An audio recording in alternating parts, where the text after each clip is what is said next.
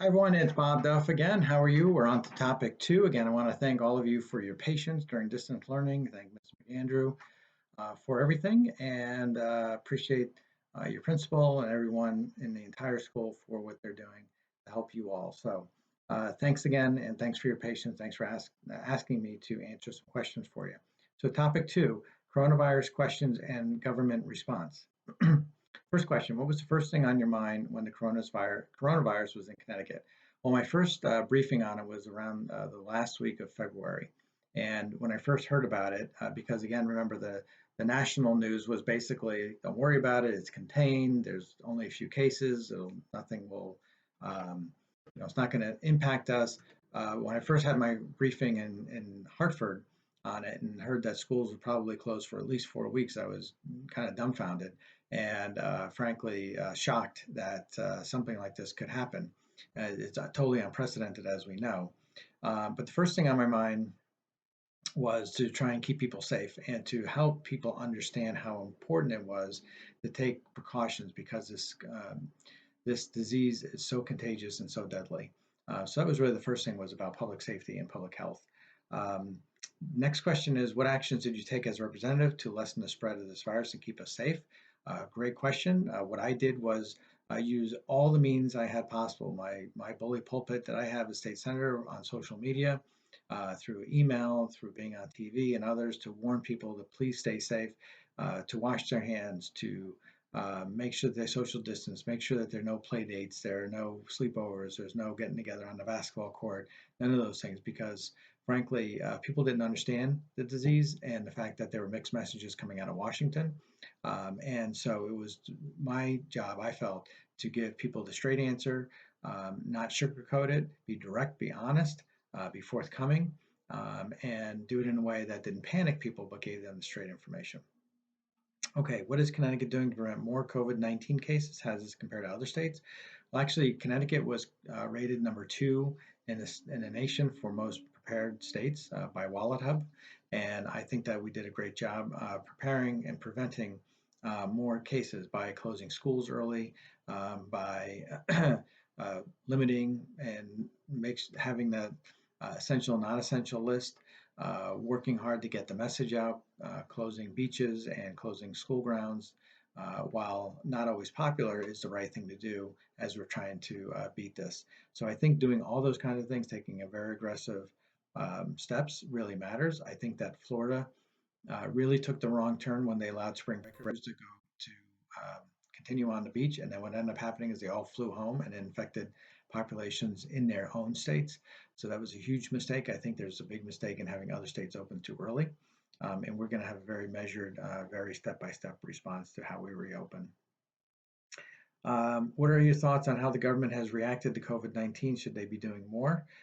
Well, I think that, in hindsight, we always will look and see what we did right, what we did wrong. I think state and local governments have done a very good job. I think the federal government has not done a good job. A lot of mixed messages, a lot of confusion. I think that's why not enough people took this as seriously as they should have.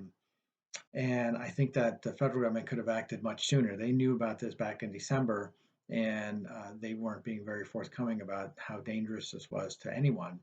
And I think they could have ordered more personal protective equipment. They could have started having plans with governors about how to shut down. And that would have saved lives before. That would have saved a lot of the economy as well. Not all of it, but it would certainly have saved some of the economy. Will there be any further restrictions than what we have?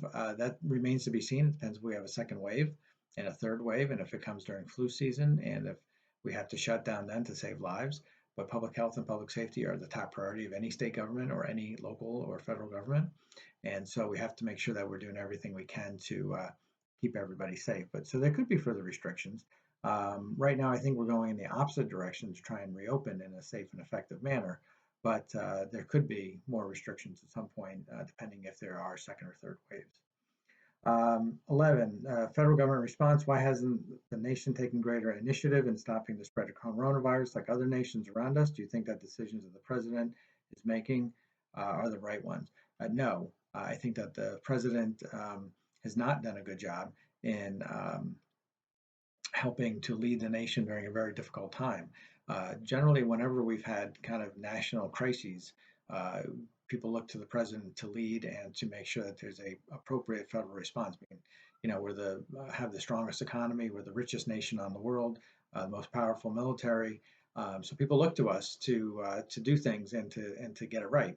But we've had a lot of mixed messages. We have had the president basically tell the states they're on their own. He's had states compete against each other for personal protective equipment, and frankly, he has not let Dr. Fauci and Dr. Birx, I think, tell the story as they should have. So I'm critical there, but I do think that state and local governments have done a good job and on a bipartisan basis.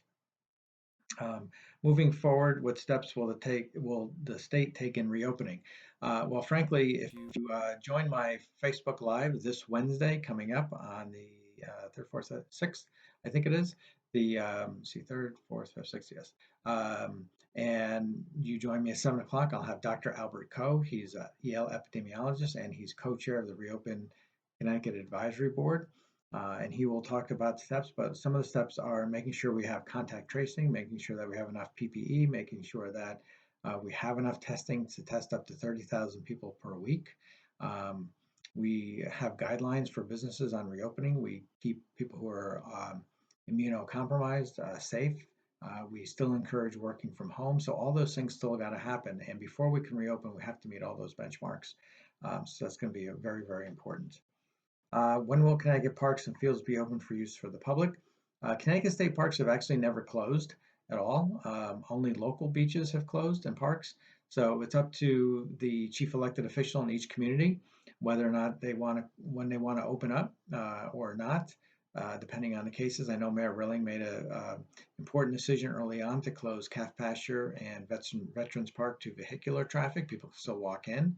But it's really it's a tough decision because those kinds of things are controversial. But when you're a leader, you have to sometimes make the right decision, not always the popular decision. And we were very concerned because Norwalk had the most amount of cases in the state, so that was to keep people properly socially distant. So anyway, that's where we are. That ends topic 2. Thanks again. I'll see you for topic 3.